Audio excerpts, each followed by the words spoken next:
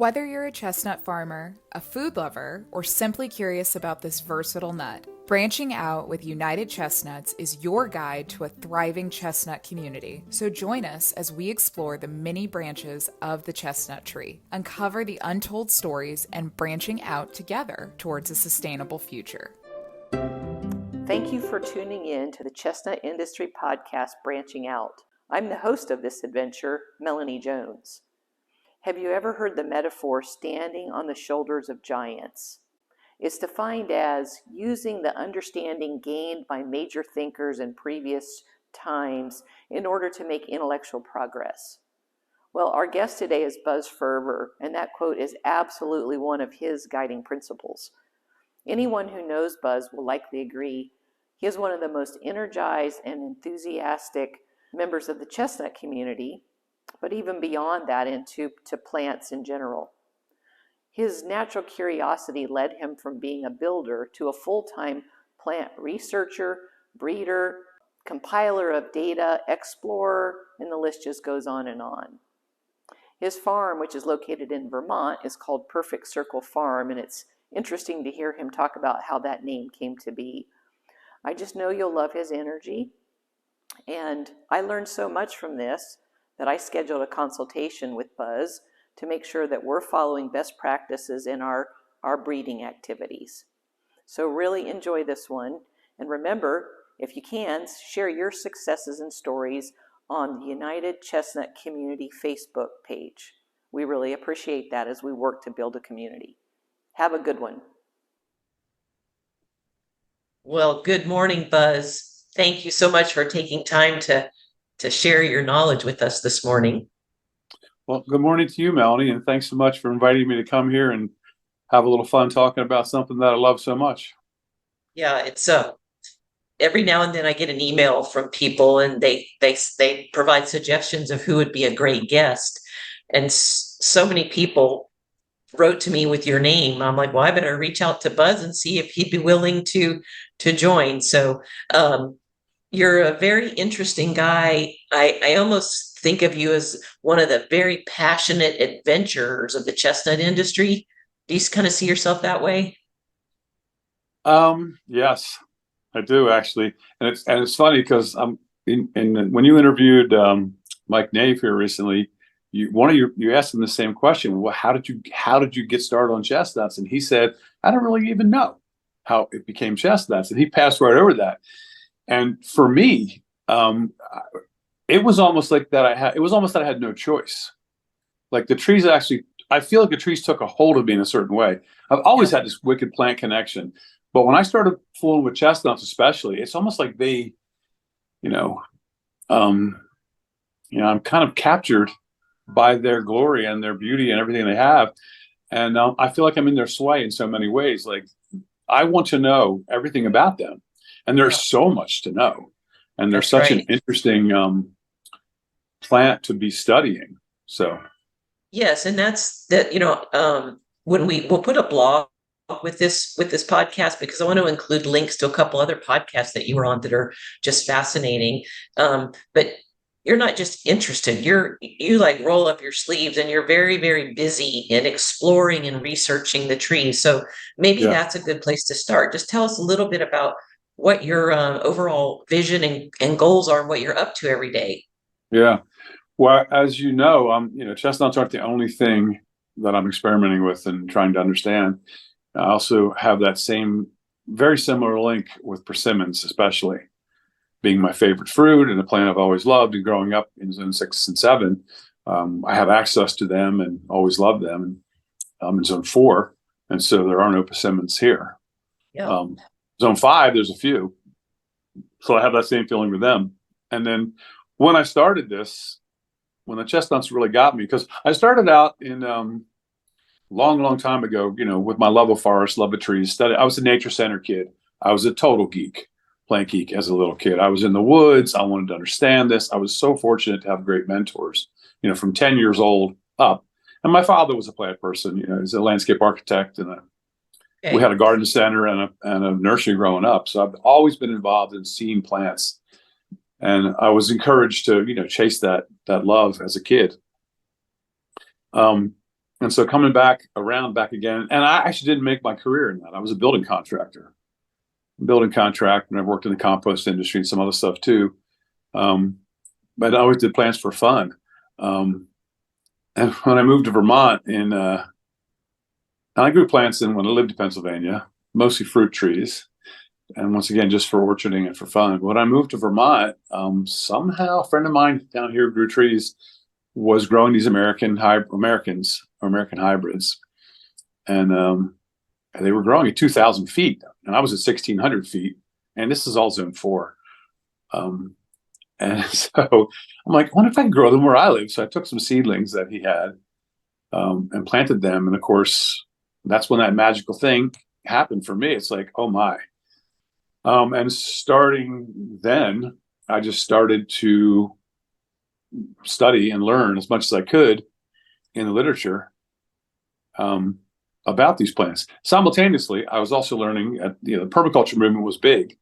So I started looking into permaculture and started to realize right away that permaculture was new and just an update over the whole tree crops movement that the white people had in the turn of the century 1900, which was really just, from my perspective, carrying on the work of the native people that were going on here for 10,000 years or whatever before we got here. Yeah. And they were just rescuing the remnants of their fabulous orchards that were all scattered mostly along all the great riverways of this country. So it's like, oh, this has been a really long-term adventure with, the native fruit and nut plants, chestnuts, and the people that have lived here in this land before me. Yeah. Including Vermont. You look at range maps, which are one of my kind of geeky things I do. You know what a range map is? It shows you the native range of where all these trees are. The hickory range map, oak range maps by species. Chestnut, well, you look at a lot of these trees that were edible, and in Vermont, it doesn't have many. There's nothing except up the Connecticut River and right up Lake Champlain. They all go straight up into Canada. All this stuff. Anything edible is planted by the native people along the Connecticut and along Lake Champlain, where they lived and had the best of times. So the American chestnut goes right up into Canada along Lake Champlain to the west and right up the Connecticut River into Maine on the east of the state of Vermont. So that was kind of cool to realize that. One of the early things I realized is like, oh, look at that. That's such an odd thing that we're 300 miles out of their normal range straight north. And so many things are like that. Pawpaw's like that too when you look at range maps. I encourage everyone to look at range maps. It really gives you a heck of an information about what was going on. Where do you find those? Just Google range maps? Yeah, if you Google range map for any species, it pops right up. And actually, the person that did most of the range maps was a woman scientist in the 40s and 50s. And she went through historical data and found out where these plants had been noted by various and sundry things. I don't even know what all her data points were, but early naturalists, probably people that wrote about stuff. And also a lot of the information in Connecticut, actually, when they did the whole how many chestnut trees were in Connecticut, they used all the early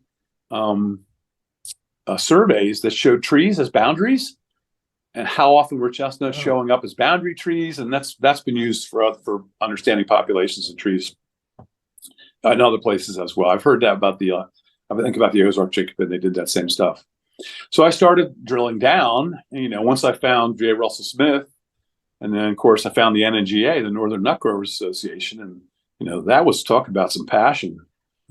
Stuff founded in 1911 and still going today, having meetings every year. And so they publish their annual report of all the presentations at their meetings every year in a volume, and those volumes have since been transcribed, so you can get them online, read through those.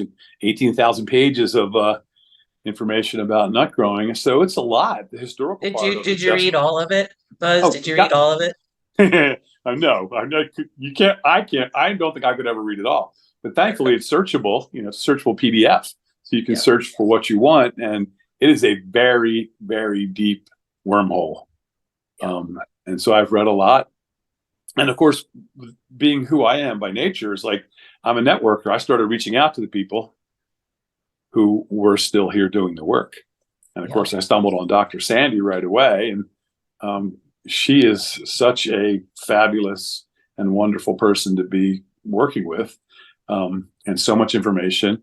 and she'll tell you she's a really terrible introvert. So it's kind of hard to figure out because I'm not an introvert by nature, right? So it was fun to get to know her. But she told me right out of the gate, "Oh, you shouldn't be probably trying to grow chestnuts there. It's going to be too hard." Yeah, why did you go? Why did you go to Vermont? What led you there? Yeah, that's interesting. That's when I was in high school in Pennsylvania in public school. I was not doing well because I really felt like I was trapped inside in a cinder block building with people teaching me things I wasn't interested in. Yes. And I was doing so poorly. And my parents, bless their hearts, realized that. And they took me out of there and sent me to a private school, a farm school in Vermont, in South Woodstock, Vermont, called the Woodstock Country School, which actually closed in 1980. And it was just a wonderful experience. There was literally a full-time farmer. You could take farming as the only thing you took for a term. It was a year-round school. Mm-hmm. So I did take farming there. And so that's what got me to Vermont. I came here for almost 3 years in the 70s and just fell in love with this place. Said, "Oh, I'll move back. I'm moving right back." But of course, I had a lot of inertia and momentum of things going on in Pennsylvania, and I couldn't move here until we bought land in 2000 and moved here full-time in 2004. Okay. All right. So, I mean, you could talk for hours. Obviously, you've got so much in your brain. Oh, yeah, I could. So we should probably stick to the questions. Yeah. Well, so the question I have, one of them is that you're doing a lot of research with actual plants, not on top of reading, et cetera. Like, oh, yeah. You have something like 30,000 plants or something like that? What? No, I have hundreds of thousands of seedlings in the ground here. Okay, yeah. Literally. So tell us about that. I have probably 10, right now I probably have 10,000 chestnut seedlings in the ground. And that's not the plants that are lined out longer term. I have I've planted and I'm in the middle of, I planted over 55,000 persimmon seedlings from named cultivar mothers. I keep all the provenance. Every batch is tagged. I evaluate them primarily. Of course, my first evaluation piece here is winter hardiness. The mother trees I'm gathering from are cultivars or trees I know, whether it's chestnuts, hickories, persimmons, or whatever. And so we plant a tremendous amount of seed. We probably planted 10,000 chestnut seed last year. I'll plant more than 10,000 this year because there's so many trees I want to do hardiness trials on. Okay. And a lot of them won't live. Yeah, that's right. And are you doing it like, and part of it is the breeding, then a breeding program of some sort, or? I've already started making the handmade crosses here. Sandy taught me how to do that, and I kind of understood that at the get-go. So I've already started. I've been here on this farm 9 years. My previous farm was in 2004. I think I planted those chestnuts in 2005 there, and they're still alive. American hybrids and some other hybrids, Chinese Americans and maybe some Japanese. They weren't well, those trees were not well, provenance was not well kept on them. So they're just trees that survived. Yeah. So I grew them. So, yeah. And do you have orchards, or is your interest more in research and growing and testing? And that's a great point. So this farm is 45 acres. And I've been working as hard as I can for 9 years to try to plant the whole thing out because it was all hayfield.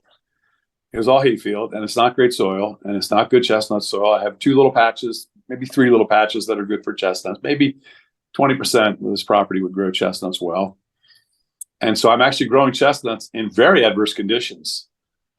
Once I've proven that they're hardy, it's warmer by my house and gets progressively colder in the back. I'm in a cold pocket, frost pocket.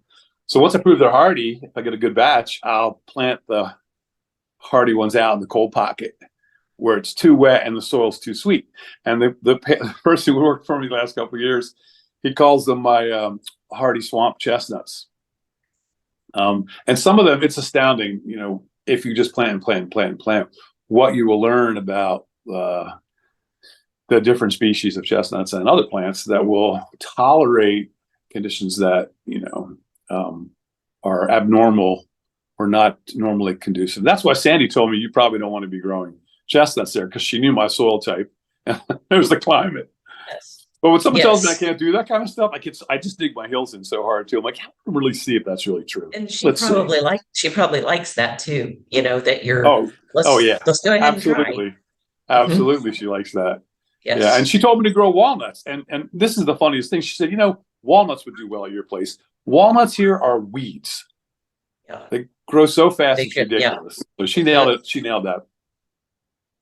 Well, for anyone who doesn't know Dr. Sandy, she's an authority and knowledge bank, basically. And she's going to join the podcast here sometime in 2024 and kind of go through a history of the chestnut. So give her a little plug on that. Well, I'll give her a little more plug. She started, I believe, in the early 1960s, and she's a mycologist of and studied chestnut blight and other things. And so she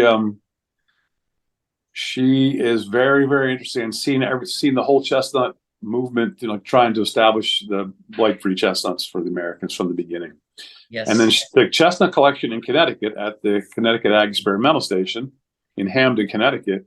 If anybody really wants to see chestnuts, if you go to Dr. Sanders' website, and you can give her all that information later. And the maps of the places where the chestnuts are all there. Some of them are 100 years old.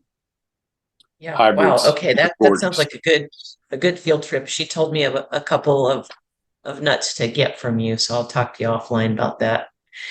But so another thing that I know you're an expert at, and it would be good for especially new growers to talk about the difference of a cultivar, a seedling, a varietal.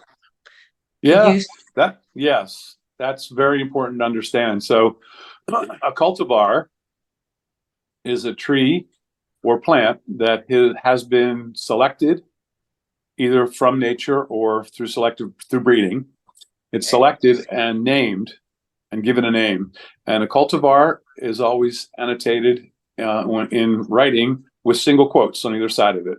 So if you see a name like, Ching or any chestnut name, Buzz. Yeah, it should have a single quote on either side. Now, a lot of us, like on Facebook and so forth, get very lazy and leave those single quotes out all the time. So it is confusing to people, I'm sure. So Ching, for instance, it was selected and named by Mike Nave from, I think it's Tennessee or somewhere, Kentucky. And so that's a cultivar. That's a cultivar. So if you're growing seed that came from Ching, that Ching that you probably got that seed from is not the original tree. It is a clone made by grafting that someone grafted from the original Ching. So the original tree is called the ortet. And from the ortet, we take scion wood and graft it, and now we have a ramet, R-A-M-E-T. And that ramet is also Ching because it is a clone. So you can, if you clone that Ching ramet, now you have another Ching clone. That's another ramet. And like that, those things spread out and they scatter over the whole world. So Ching are growing everywhere now. If you're growing seedlings from Ching, ortet, or ramet, those are not cultivar nor variety. Variety, this is the very interesting, really wackadoodle thing, because cultivar means cultivated variety. That's the slang for it. That's how the words are slammed together. A variety is something that will occur again from seed. Like when you're growing heirloom tomatoes and they have a name like Brandywine, that is a variety because you can take those seeds, plant them, and you will get Brandywines again. Yes. Right. Okay. That's variety. So a variety can be grown from seed and has something about it. Maybe it's the color pink instead of white, or it's really big like Brandywine. That's a variety. Seedlings from chestnuts, almost always, 99.9% of the time, they're going to have pollen from another tree. Because while chestnuts have male and female flowers, they are self-incompatible. They cannot fertilize themselves in general. So if you have Ching seedlings, someone else was the male parent, that plant. Right. So that is a seedling of Ching or anything else. And then now we're to the point now where I'm selecting seedlings of Chings that are so great because the male parent was so good. I'm selling seed from seedlings of Ching and other plants. So like that, it kind of gets hard to keep track of. And a lot of conversation online is like, well, that's not a cultivar, that's a seedling that has no male parent. But that is, and this gets to your question that you sent me, is like every seedling is an adventure, especially with chestnuts, because there are so many good ones that you can grow if you have a good female mother tree cultivar or even just a good mother tree, and you have a good male pollen source right next to it, or that you can add to it, now the chances of getting a good tree is great. And the phrase "every seedling is adventure" that I use comes right out of Mike Nave's mouth. I've heard it 50 times if I've heard it once. So he gets full credit for that. He gets full credit for that. Yeah. And that's how I look at it. I look at all these babies. I call them my babies. I can look out the window right here and see them all. And I just look out here. It's just going to be such a pleasure to know they're all happily growing and covered in snow, waiting for spring to come here. Because I know some of them are going to be like, "Ooh, look at the leaves on that one. Look at the color. Why is that one 3 feet taller than everybody else in that block?" So that's the adventurous part, is seeing this stuff. That's your curiosity, right? And then why is it? And then what made that happen? And so when people are buying trees and nuts from you, people can buy from you, right? Oh yeah. Yes, indeed. So do you pass on all the enthusiasm and the backstory of what they're getting to everyone? Well, I do my best, and I'm not doing it as well as I should. I don't like to work on my website. I don't have anyone running my website. It's me. And I do get some help in the summertime. I have usually 2 people that help me. My wife helps me some too. My daughter is my head berry picker. I'm probably going to lose her soon. She's in her 3rd year in college, so she's probably gone soon. So I don't have time or interest or love in writing descriptions about, and I'm not a natural writer. I can talk.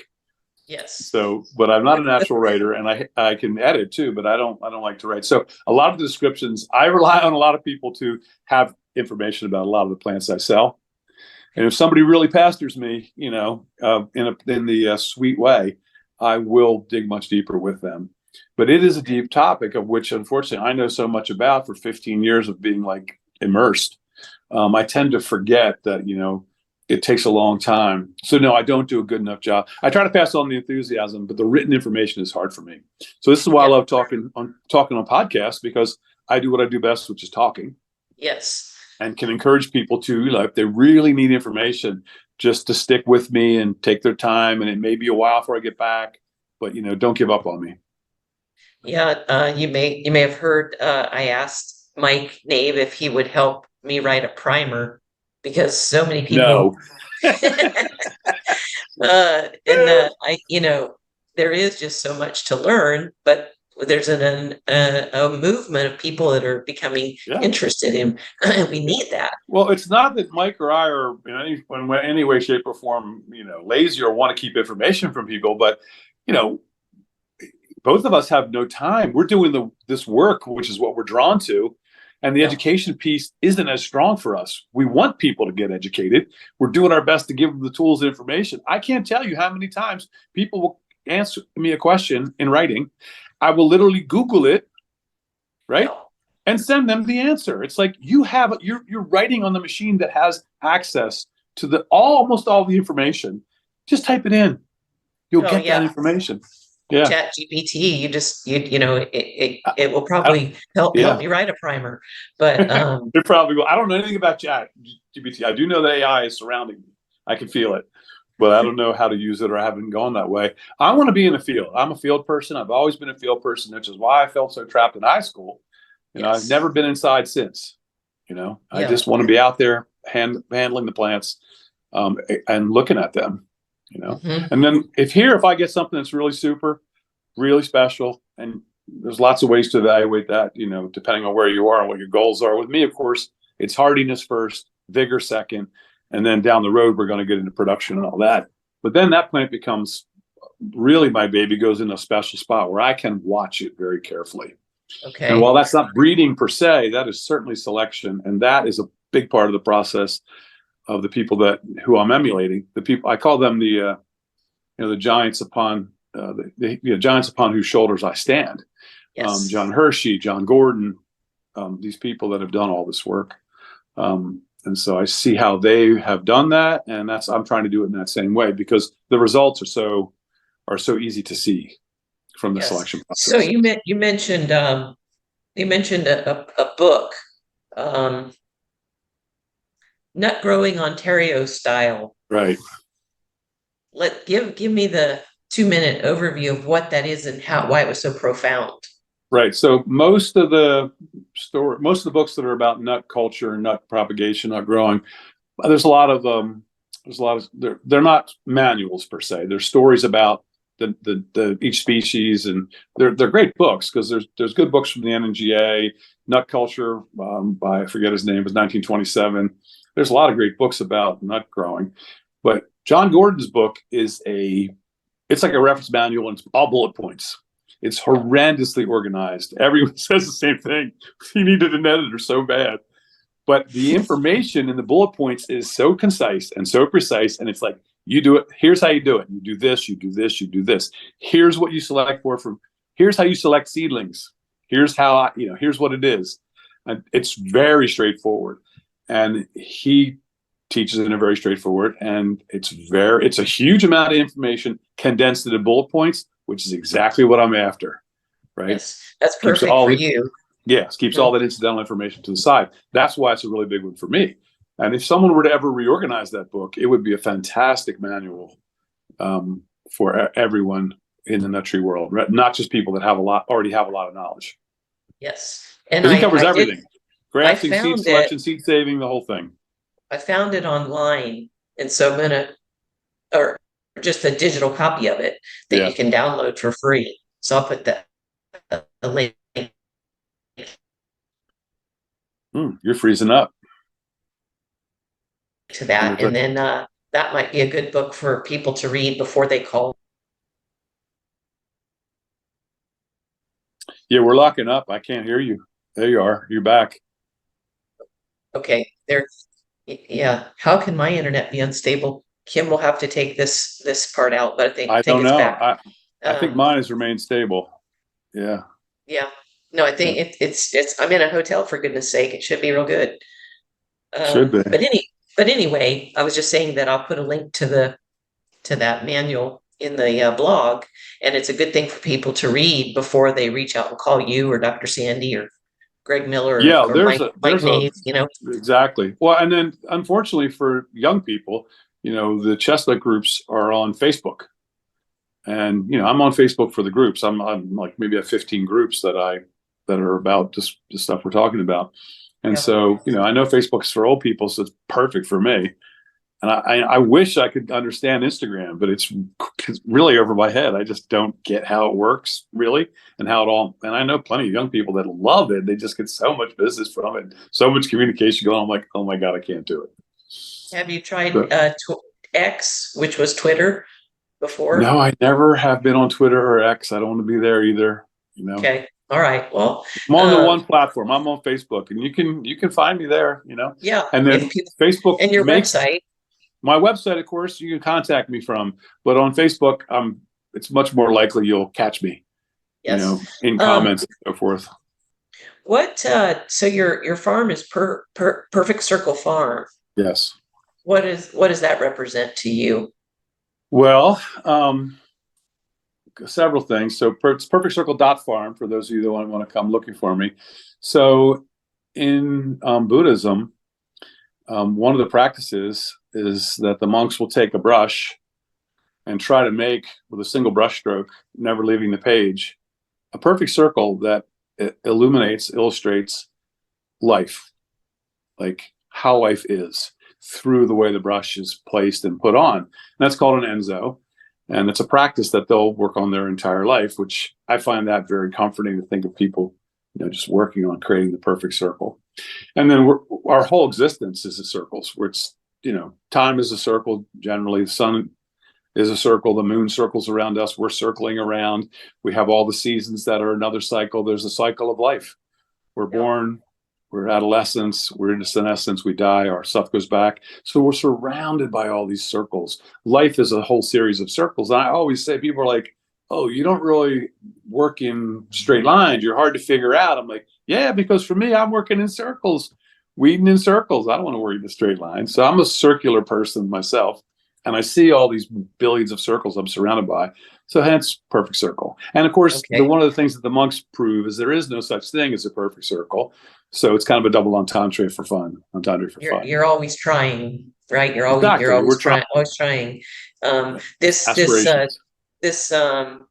chestnut industry, and I think farming in general, it's just filled with problem solving and trying things and innovations. Yeah.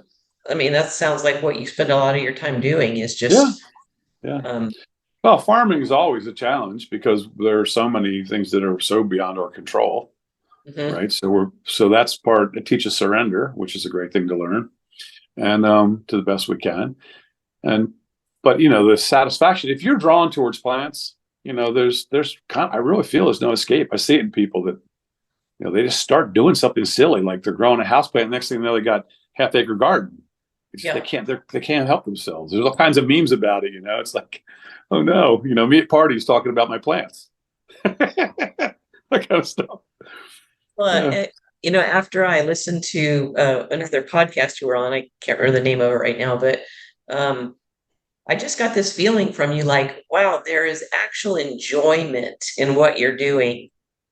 Instead of, maybe looking at it from a business perspective or a revenue perspective or even a Yeah. sales and marketing perspective, it was more like you have an actual love.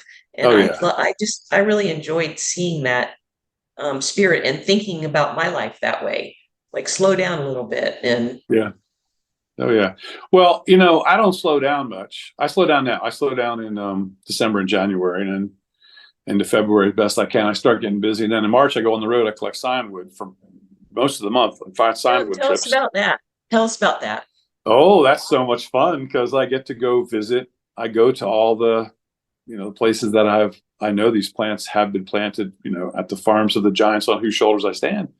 I go there and collect wood from either their ramets, their grafts, or the ortats of other plants that are there. That are, John Hershey's farm. He's got two farms. One he started in in the early 20s, and when he started in 45. John Gordon's I get to less, he's a little further away, and it's Buffalo. He's got 45 or 50 acres. There's 10,000 pecans from seed if there's one, and there's some amazing plants, tons of grafts. He's got all the same stuff I'm growing as all John Gordon's, and others, many others, And I'm fortunate to be able to rendezvous on the way with people like me who are all like totally geeked out. And so I visit Connecticut with all Dr. Sandy's chestnuts, and there are other places where chestnuts are in and around Connecticut. I go to those as well.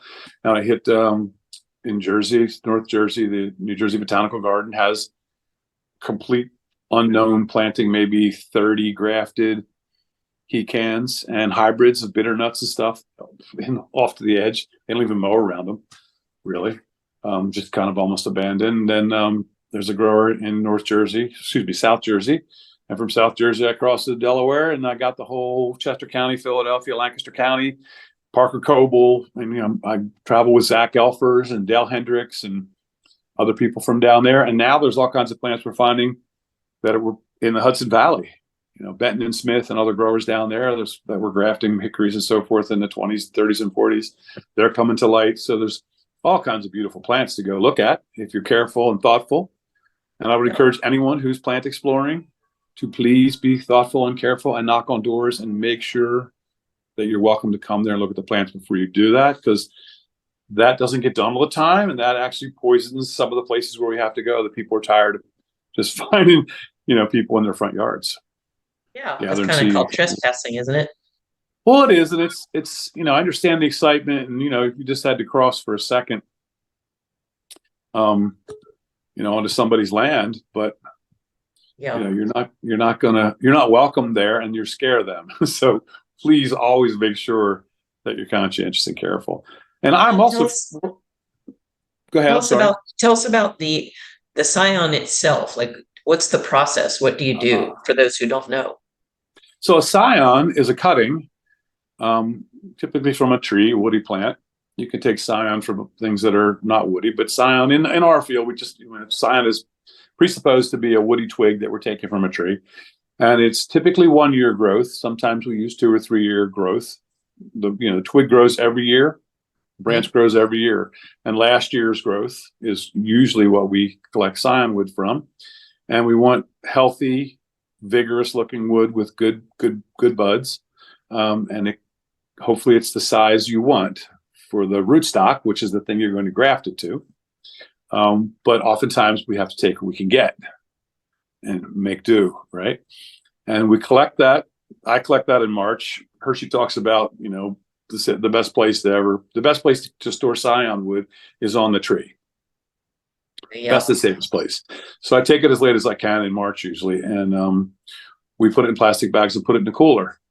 It actually goes in the same cooler with the seed. We keep it at 34 degrees, in 2 or 3 mil plastic bags, freezer bags. Of course, each tree carefully annotated where it came from, what it was, who it is, to the best of our abilities, and there it stays until we start grafting. And depending on the species, we start grafting anywhere from late April, May until mid-July. Okay. Grafting dormant scion wood. Maybe one time you could take a video for me. We could pop that into this or a later date. Are you interested in the scion wood collecting itself, or actually the grafting stuff? Yeah, I'd like to see the scion wood grafted. I think a lot of people are, you've collected it. Now here's what I'm going to do with it. Well, and there are so many good grafting videos on YouTube. So yeah. I would encourage folks to go and look for the ones that have huge reviews and lots of looks. So there's tons of that already. And nut trees are just a little bit different. Everyone thinks in our trade, we hear people are grafting fruit trees all the time. Fruit trees are quite easy compared to nut trees, which have peculiarities. Okay. And so understanding the physiology of the plant and when you can graft is very, very, very important to success in nut trees. Mm-hmm. And also, I'm just trying to ask questions to help people. Maybe I saw on your website, like as far as shipping nuts, it says on there that if it's too cold, you're going to wait until it's not so cold to ship the nuts. Right. Talk about that for a second, the temperature. Yeah, so nuts are very tough and hardy, and you can imagine that a walnut or a hickory with that hard shell is much tougher than a chestnut with that soft shell, especially. And so, chestnuts tend to desiccate, dry out much more quickly than hard-shelled nuts. And so other seed too, persimmon, pawpaw, these things will dry out because they have a thinner shell. So you have to be aware of what you're trying to preserve when you're keeping seeds. Seeds are nuts are generally not meant to survive way below freezing. The nuts will fall to the ground and are typically covered by snow or leaf litter or planted by squirrels or whatever. And so they're in the ground. And if you study forest ecology, if there's snow on the ground at all here in Vermont, it can be 25 below zero outside. The soil in the forest is not frozen. Yeah. It's 32 degrees. That interface of snow and the soil is 32. So nuts really want to be at 32-ish. At 28 degrees, chestnuts start to deteriorate. They start to lose their viability. I think walnuts and hickories are probably a little tougher than that. But so chestnuts below that temperature of 28, they start to degrade. Whether you're going to eat them or whether you're going to plant them, that nut starts to break down. So we like to keep them above 28 for sure. And 34 is kind of the target for me from saving so many. They just keep so beautifully for so long. I'm eating chestnuts now that I either picked up or had bought in from growers in October that are as fresh and delicious as literally the day I got them. And in some cases they're better because they've had a nice cure time. So those sugars have come out. So keeping chestnuts from freezing is very important. And if you keep them too warm, they start to grow. Many people right now are posting online, oh, my chestnuts are growing. It's the last of January. Your chestnuts were stored too warm or too wet. And so they're growing. So thankfully, they'll survive all that. They're tough, and chestnuts are tough enough once they start to grow. If you don't fool with them too much, you just wait it out and keep as cold as you can still get away with planting them when spring comes, and they'll be okay. Yeah, it's just not as easy. Yeah, interesting. Yeah. So did you have a story or two to share? Why don't you prompt me on what kind of story? I'm sure I do. An antidote or something you mentioned? I probably already shared all the ones I had in mind. I got them right out of the way. Yeah. All right. Yeah. Any just words of wisdom or encouragement for new people? You asked earlier whether I'm growing orchards or other things. So my principal interests here are finding better plants for zone 4. And of course, if it grows in zone 4, it's going to grow in zone 7, 8, and 9 if it's a chestnut, or pretty well. That's my principal interest. So while I have specimen trees that have made the cut, and those are the ones I'm breeding with, I don't have an orchard per se. So I'm not focused on productivity. I'm focused on nut quality and hardiness, relative vigor of the plant. And so if you're going to grow for an orchard, I would say, I tell this to people all the time. They call me, will you consult for my orchard? I'm like, yes. What's the most important thing I should learn or do? I said, you should take it slow. Take it slow. If you're going to grow chestnuts, if you decide you want to grow chestnuts on your piece of land, don't plant the whole land out to chestnuts. Plant out some, get a smattering, get a test patch, and grow it for 2-3 years. You'll see how they do. And then you can know, oh, this is definitely the right place. I can do this and I'll be successful. Or why aren't these thriving? Soil tests are great. All those things. The more information you can have about your site, the better. But just take it slow. I mean, I have people that say that, oh yeah, people said I should be planting like this coming spring. I'm like, have you grown chestnuts there? Have you ever grown any trees? What have you grown that's like this? Are you a big gardener? It's like, learn to grow trees first and then make that step. Now, plenty of people are just brave enough. They don't care. They're going straight forward all the time. And a lot of them seem to be having good successes with chestnuts. So that's good to see. It's such a hardy tree. That's one thing. I mean, you've heard that from multiple people, like maybe it's not the ideal situation or whatever, but they survive, even when an amateur is dealing with them, Well, yes, sometimes, but how does that look? And there's plenty of people that have planted out chestnut trees and they're 5, 6, 10 years into it, and it's not what they thought. I do see that. And so taking it slow, I don't know why we're in such a hurry. I mean, I didn't start this farm. I didn't get started on this whole chestnut thing till I was, I was 50, 52 when I started learning about chestnuts. Yeah. And I started out a little bit slow. So, the last 10 years have been the very deep dive. I'm 67.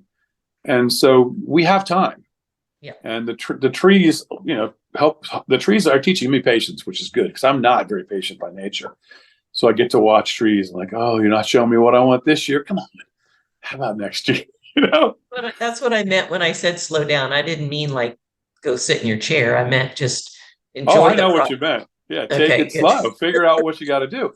And name is one for telling you all the time. It's like, sativa is different from Granada, is different from Melissima, is different from Dentata. And, these are all going to behave differently at your spot. And so knowing what trees are going to have a tremendous vigor, and if they're already selected from plants that we know are going to yield good nuts, well, that's a win-win. But you need to know that. Yeah. And that's why Dave's always like, oh, you shouldn't be growing in Oklahoma, but Oklahoma chestnut, he's crushing it. And people are doing that all around the country. They're finding out what will grow for them there and making it work in places that are not perfect, and not just with chestnuts. Of course, chestnuts are literally the easiest nut tree to grow because they're fast. They're 5 to 7 years. You get crops. They're banging big crops in 15 years, and away you go. Whereas most other nut trees are slower than that. And if you want to graft and breed, they're not that hard to graft and breed. So it's a great selection. And if you're trying to make money from doing it, you can see a return in 6-7 years from planting, provided you have the assets, capital, and so forth to, make the planting something that is deer proof and irrigated and so forth if you need it. Yeah. Well, that's fantastic. And so we share your website if people are interested in chestnuts, nuts, apple trees. Like you have a lot of different things available for people. I do.